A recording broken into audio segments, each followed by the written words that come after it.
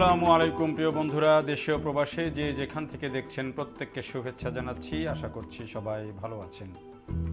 Dhaka bypass expressway, যেটি দেশের প্রথম প্রবেশ নিয়ন্ত্রিত বাইপাস এক্সপ্রেসওয়ে, সেই এক্সপ্রেসওয়ের যে পূর্বাচল এলাকা যেটি, সেই এলাকায় যে কাজ চলছে সেই কাজের চিত্রটি আপনাদেরকে দেখাবো। একটি বিরাট কর্মযজ্ঞ এখানে চলছে।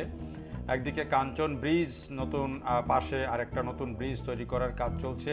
পাশাপাশি আমরা আগের ভিডিওতে আপনাদেরকে দেখিয়েছিলাম যে গাজীপুরের ভোগড়া বাইপাস থেকে একেবারে পূর্বাচলের শেষ প্রান্ত পর্যন্ত প্রায় শেষ হয়ে গিয়েছিল, কিন্তু পূর্বাচলের যে মোড়টা অর্থাৎ কাঞ্চন ব্রিজে যাওয়ার আগে এখনও প্রায় 1.5-2 কিলোমিটার রাস্তা এখনও সম্পন্ন হয়নি।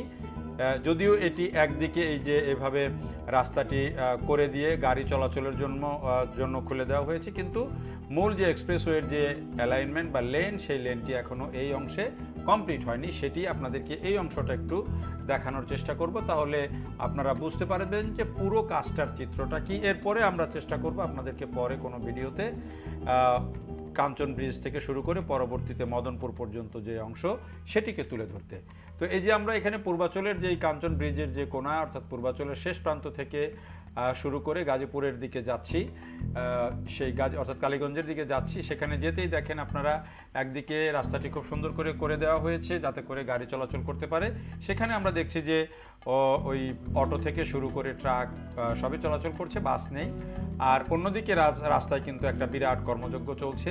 ডান দিকে দেখেন এই কাজের যে চিত্র, সেই চিত্রই আপনাদেরকে দেখাচ্ছি। আর পাশে যে বিশাল বাণিজ্য মেলার যে স্থায়ী কাঠামো, যে স্থায়ী যে সেন্টার, সেই সেন্টারটি রয়েছে এবং এর পাশ দিয়েই কিন্তু এটি তৈরি হচ্ছে। অর্থাৎ এই যে এলাকাটি অর্থাৎ পূর্বাচলকে ঘিরে যে দীর্ঘমেয়াদী পরিকল্পনা ঢাকা শহরের, সেই পরিকল্পনার অংশ হিসেবেই কিন্তু এখানে বাণিজ্য মেলার জন্য একটি স্থায়ী সেন্টার করা হয়েছে, যেটিতে চাইলে আরও অন্যান্য অনেক আয়োজনও করা যেতে পারে, যেটি চায়না এইডের সহায়তা করা। আর এই যে পাশে আপনারা যে দেখছেন, এই পাশ দিয়েই কিন্তু কাজটি হয়ে যাচ্ছে।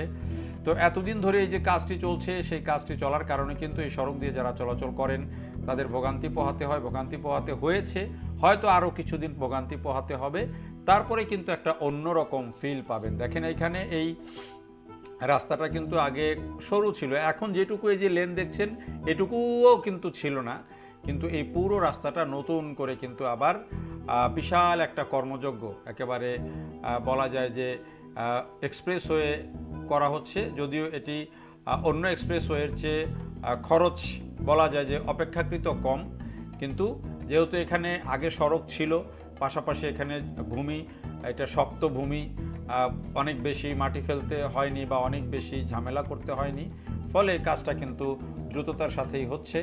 এবং এই অংশটুকু যেটি আমি বলছিলাম যে এই কাজটি এখনও সম্পন্ন হয়নি, দেখেন এখানে এখনও কিন্তু জায়গায় জায়গায় বালু ফেলা হচ্ছে, জায়গায় জায়গায় ভরাট করা হচ্ছে এবং এই কাজ চলছে, আবার একই সাথে গাড়িও এদিক দিয়ে চলছে। তো আমরা কিন্তু এই ভিডিওটা শেষ করব বেসিক্যালি এটি যে পর্যন্ত শেষ হয়েছে কাজটা সেই পর্যন্ত, এবং পরে আমরা এক ঝলক আপনাদেরকে দেখাবো যে এটি যেই অংশে কাজ শেষ হয়েছে সেখানে কি দারুণ পরিবেশ তৈরি হয়েছে। তো এই যে এক্সপ্রেসওয়েটি নির্মাণ হচ্ছে, এই এক্সপ্রেসওয়েটি আসলে মোট 48 কিলোমিটার মোট দৈর্ঘ্য, 48 কিলোমিটার গাজীপুরের ভোগড়া বাইপাস থেকে একেবারে মদনপুর পর্যন্ত চলে যাবে।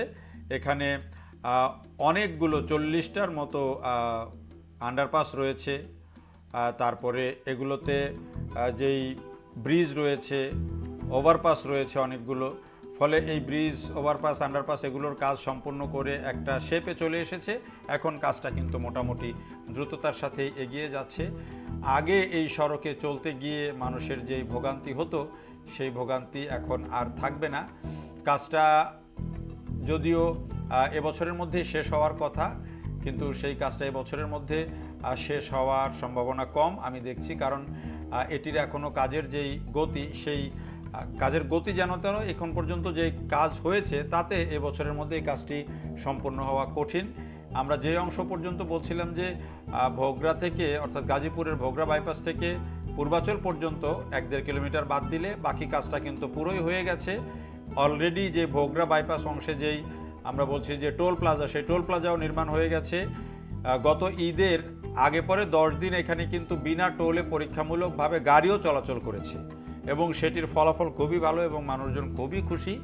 এবং এটির দুই পাশে যে বিরাট সার্ভিস লেন করা হয়েছে সেটি কিন্তু এখন এখানকার মানুষজন দারুণভাবে ব্যবহার করছে।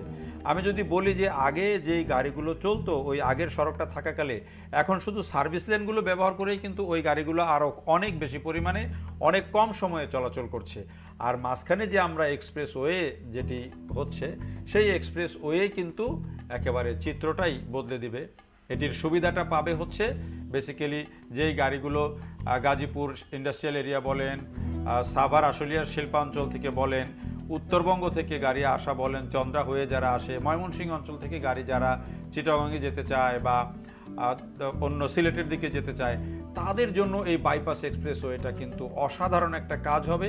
যখন হয়ে যাবে তখন কিন্তু বগুড়া বাইপাস অর্থাৎ গাজীপুর থেকে আপনি মদনপুর পর্যন্ত 40-45 মিনিটে চলে যাবে গাড়ি, কোনো রকম বাধাবিঘ্ন ছাড়া। এটি কিন্তু আরও একটা বড় সংযোজন হবে। তো সেই কাজটি দ্রুততার সাথে এগিয়ে চলেছে। আমরা হয়তো আপনাদেরকে সময়ে সময়ে আপডেট দিব। আপনাদেরকে এরই মধ্যে আমরা ভিডিও দিয়ে দেখিয়েছি যে কাজটি সম্পূর্ণ হয়ে গেছে। সেই কাজটির গাড়ি চলাচল, সেটাতে টোল প্লাজা সবই আপনাদেরকে দেখিয়েছি। আগের ভিডিওগুলো চাইলে আপনারা আমাদের ভিডিওগুলো দেখে নিতে পারেন, সেখানে কিন্তু দেওয়া আছে। আর এইখানে কাজটি কিন্তু চলছে। আসলে এখানে যে মূল চ্যালেঞ্জিং কাজ প্রথমে যেটি থাকে সেটি হচ্ছে মূলত জমি অধিগ্রহণ করা, তারপরে হচ্ছে ভরাট করা এবং সেগুলোর যে মাটির যেই ট্রিটমেন্ট, সেই কাজ মূল ঢালাইয়ের আগে যে মাটির ট্রিটমেন্ট, সেই ট্রিটমেন্টগুলো সব সম্পূর্ণ করে মূল সড়কের বা এক্সপ্রেসওয়ের নির্মাণ কাজ করা, সেটি কিন্তু মূল। আরেকটা হচ্ছে যে ব্রিজগুলো, আন্ডারপাসগুলো, ওভারপাসগুলো এগুলো নির্মাণ করা, সেগুলো হচ্ছে বড় কাজ। সেই কাজগুলো কিন্তু মোটামুটি এই পুরো প্রকল্পে শেষ হয়ে গেছে। ফলে এখন কাজটা চাইলেই কিন্তু দ্রুততার সাথে এগিয়ে নেওয়া সম্ভব এবং সেই কাজটি কিন্তু দ্রুততার সাথেই এগিয়ে চলেছে। এই যে দেখেন, এখানে আমরা দেখছি যে কোথাও কোথাও মাটি ভরাট করা হচ্ছে, বালি ভরাট করা হচ্ছে, কোথাও ব্রিজ নির্মাণ করা হচ্ছে, কোথাও আন্ডারপাস, ওভারপাস নির্মাণ করা হচ্ছে। এভাবে কিন্তু পুরো কাজটি কিন্তু এগিয়ে চলেছে এবং আমাদের যে বিশ্বাস, আমি এই প্রকল্প এলাকা ঘুরে যেটি আমার কাছে মনে হয়েছে, এই কাজগুলো কিন্তু এখন যেই গতিতে যাচ্ছে সেই কাজগুলো খুব দ্রুততার সাথেই হয়ে যাবে। দুইটা বিষয় আমি বারবারই বলি, একটা হচ্ছে যে এখন দুইটা প্রকল্প চলমান রয়েছে, বড় প্রকল্প। একটা হচ্ছে এই এক্সপ্রেসওয়ে, যেটির কাজ 2021 সালে শুরু হয়েছিল। 2021 সালে শুরু হয়ে এই কাজটি 2025 সাল পর্যন্ত আসছে, যদিও এক বছর আগেই শেষ হওয়ার কথা, 24-এ শেষ হওয়ার কথা ছিল, কিন্তু সেটি শেষ হয়নি। আপনারা নিশ্চয়ই কাজের অবস্থা দেখে বুঝতে পারছেন যে এখানে কত বড় কর্মযজ্ঞ, আবার নানা রকমের জটিলতা থাকে। প্রকল্পটি অনেক আগের, কিন্তু সব জটিলতা কাটিয়ে এই 2021 সালে কাজ শুরু হয়েছিল।